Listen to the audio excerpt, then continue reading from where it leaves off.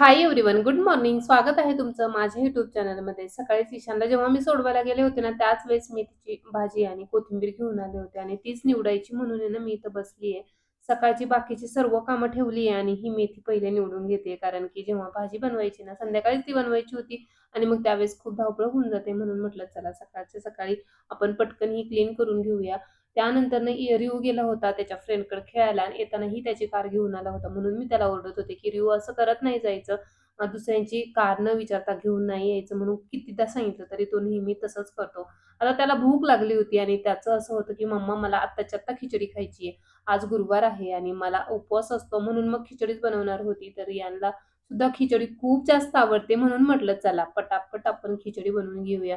आणि जेव्हा खिचडी बनवायला घेतली ना, तर त्यावेळेस माझ्या लक्षात आलं, की अरे यार शेंगदाणे बिलकुलही नव्हते.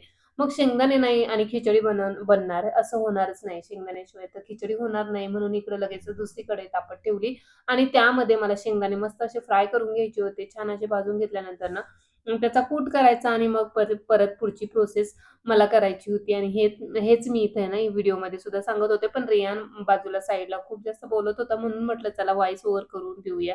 छान अशी खिचडी मी छान बनवून घेतली.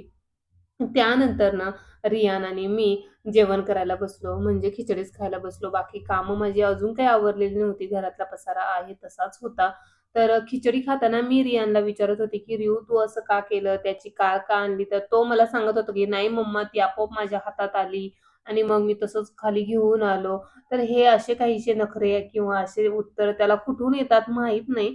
पण तो खूप म्हणजे उत्सुकतेने असं सांगत होता, की स्टोरी बनवून सांगत होता, की असं-असं झालं, असं-असं घडलं, म्हणून ती कार मी घेऊन आलोय खाली. तर किती वेळा त्याला सांगते मी जेव्हाही तो कार घेऊन येत असतो, त्यावेळेस, की असं आणायचं नाही म्हणून. पण त्याचं काही ते जात नाही. आता थोडे दिवस आहे त्याच्या फ्रेंड्ससोबत तो. तर छानपैकी त्याचं चालेल हे. नंतरनं मग काय तो जाणारच आहे. तर त्यावेळेस ह्या सर्व गोष्टी काही होणार नाहीत. आता इथे आहे ना शेंगदाणे जे की मी आधीच भाजून घेतले होते ना, तर तेच मला ठेवून द्यायचे होते आणि डब्बा शोधत होते. डब्बा तर समोर किचन वाट्यावरच होता. पण माझं लक्ष नव्हतं. मी म्हटलं, की तो संपलेला रिकामा झालेला जो काही डब्बा आहे ना, तो मी छान आधी वॉश करून घेईल आणि नंतरनं त्याच्यात शेंगदाणे भरून ठेवील. ह्या हिशोबाने त्याला साईडला ठेवलं होतं आणि नंतरनं सर्व मी किचन ओटा वगैरे छान क्लीन करून घेतला. क्लीन केल्याशिवाय बिलकुल घरात छान वाटत नाही.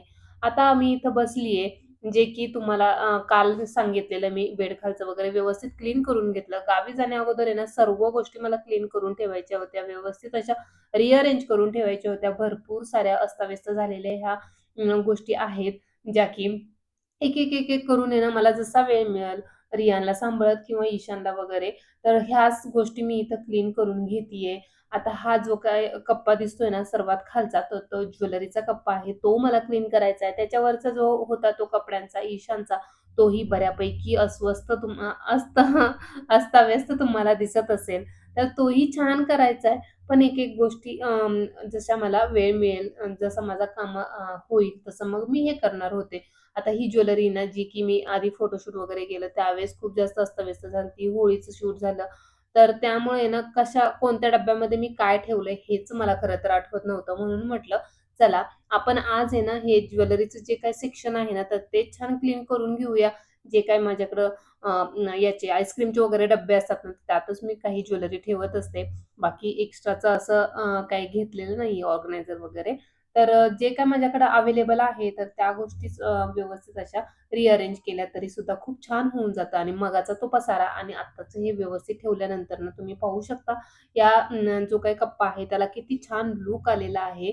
तर असं काही आपण जुगाड करून मस्त असं ठेवून देऊ शकतो. असं काही नाही की व्यवस्थित असे म्हणजे वेगळे असे ऑर्गनायझरच घ्यायला पाहिजे. ते सगळं झाल्यानंतर माझ्या लक्षात आलं, की अरे यार आपण कपडे सुकत घातलेले नाही. मशीनमधून कपडे घेतले आणि पहिले तर ते सुकत घातले बाहेर असं काहीसं ऊन आहे. आता मी जे काही वरती जात होते ना कपडे सुकत घालायला त्याची गरज बिलकुलही नाहीये.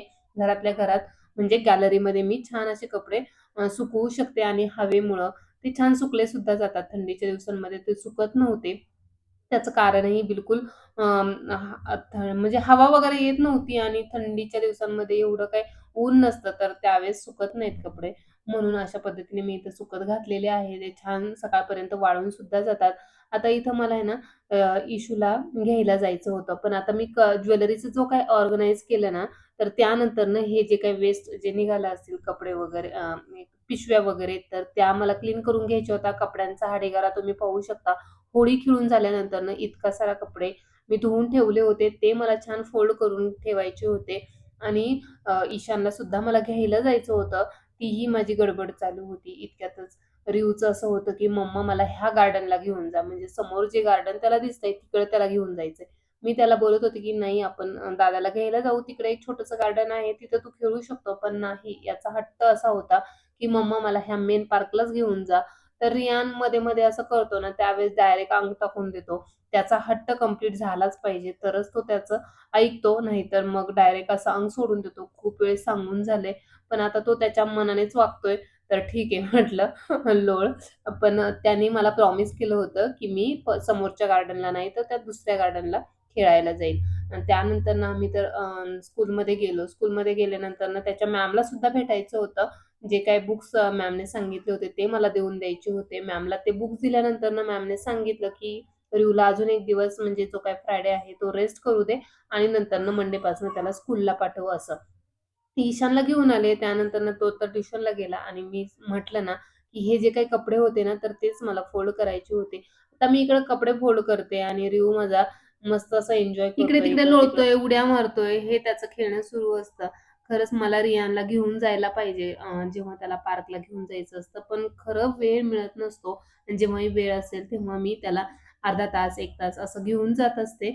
आता माझं बऱ्यापैकी हे कपडे वगैरे फोल्ड करून झालं. घरातलं बऱ्यापैकी आवरून झालं. जो काही बेडखालचा पसारा होता तो कालच मी व्यवस्थित केला आणि आज ज्वेलरीचं सेक्शन केलं होतं. एक-एक करून माझ्या ह्या गोष्टी आता क्लीन होत चालल्या. घर थोडंसं स्वच्छ दिसायला लागलंय. हा ज्वेलरीचा बॉक्स नाहीये, तर त्यामध्ये आहे माझं जे काही पूजेचं वगैरे ताट मागवलेलं ना, तर तेच पण त्याची जागा अजून फिक्स नाहीये कुठे ठेवावं.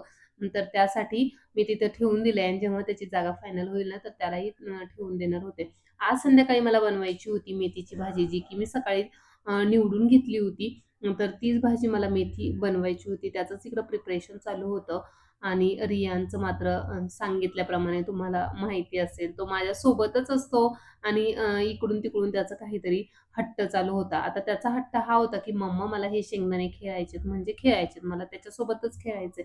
ठीक आहे म्हटलं. त्याला एक कढई दिली आणि एक छोटासा चमचा पण दिला, की जेणेकरून तो हां, ठीक आहे, इकडे-तिकडे खेळेल आणि मग मी इकडं माझ्या स्वयंपाकाच्या कामामध्ये लागले होते. रियानचे हे छोटे-मोठे हट्ट त्याला कंप्लीट नाही केले, तर तो माझ्या पाठीमागेच लागतो, की नाही मला ते करायचंय म्हणजे करायचंय आणि खेळायचंय. आता तो तिकडं थोडासा बिझी झाला ना, तर मग मी लगेचच इकडं स्वयंपाक करायला लागले. आता मी ते ज्वेलरीचं नाही, जे काही आरतीचं ताट होतं ना, तर ते छान त्याच्यामध्ये ठेवून दिलं होतं आणि रियानचं इकडं होतं, की "नाही मम्मा मला तेच खेळायचंय" आणि त्याचीच ओढताण त्याची चालू होती. मी त्याला सांगत होते, की "रिऊ नाही अरे मी व्यवस्थित ठेवलंय आणि तू का असं करतोय? तुला जी गोष्ट आता खेळायला दिली ती तर खेळ ना." तर मग तो परत एकदा खेळायला लागला. आता ह्या गडबडीत माझे हे लसूण आहे ना भाजीमध्ये टाकायचा विसरूनच गेले होते कंप्लीटली. फक्त शेंगदाणे आणि हिरवी मिरचीच मी टाकली होती. परत एकदा मग मला एक्स्ट्राचं काम वाढलं होतं. ते लसूण घेतला छान असा मिक्सरमधनं बारीक केला आणि नंतरनं ह्या तव्यावरती फ्राय करून परत मला आता भाजीमध्ये टाकायचं होतं. हे अशी काहीशा गोष्टी होऊन जातात. आता मेथीची भाजी म्हटलं, की खीर माझी कंपल्सरी असते आणि तीच मी बनवून सुद्धा घेतली. चपात्या वगैरे करून घेतल्या आणि जेव्हा मी चपाती बनवते त्यावेळेस माझा रिऊ असे काहीसे पीठ नेहमीच खेळत असतो आणि वेगवेगळ्या काहीतरी क्रिएटिव्हिटी त्याचा तो करतच असतो. तर आज हे काहीतरी स्पायरलसारखं असं करत होता तो पिठाचं. कधीतरी राउंड शेप म्हणजे शेप्स बनवतो, कधी 1, 2, 3 असं शेप नंबर वगैरे काढत असतो. वेगळ्या-वेगळ्या ॲक्टिव्हिटी त्याच्या चालू असतात. आता इथे त्याला मी विचारत होते, की "हे काय बनवलं?" तर तो बोलत होता, की "मम्मा मलाच नाही माहिती." म्हणजे आता शेंगदाणे खेळून झाले, आता हे पिठाचंही झालं. आता खरं तर त्याला खूप जास्त कंटाळा आलाय. जेवण कर म्हटलं, तर असं असतं त्याचं, की "नाही डॅडाला येऊ दे, मग मी जेवण करणार." ह्या सर्व गोष्टी रियानच्या असतात. खरंच म्हणजे मला खूप जास्त वाईट वाटतं, की रियानला मी गार्डनला जास्त घेऊन जाऊ शकत नाही. कारण की इव्हनिंगला आहे ना, परत मग त्यांचे स्टडी वगैरे पण घ्यायचे असतात. त्याआधी ना अभ्यास वगैरे जो काही स्वयंपाक वगैरे असतो ना, तो मला आटपून घ्यायचा असतो. आता इथं रियानसोबत मी पण खाली झोपून आहे ना, त्याच्यासोबत जे काही प्रेमाने आपलं चालू होतं लाड-प्यार आमचा. तर असा काहीसा आजचा हा दिवस होता. कसा वाटला नक्की कमेंट करून सांगायला विसरू नका. चला भेटूया अशाच एका नवीन आणि इंटरेस्टिंग ब्लॉगमध्ये. तोपर्यंत बाय एंड टेक केअर.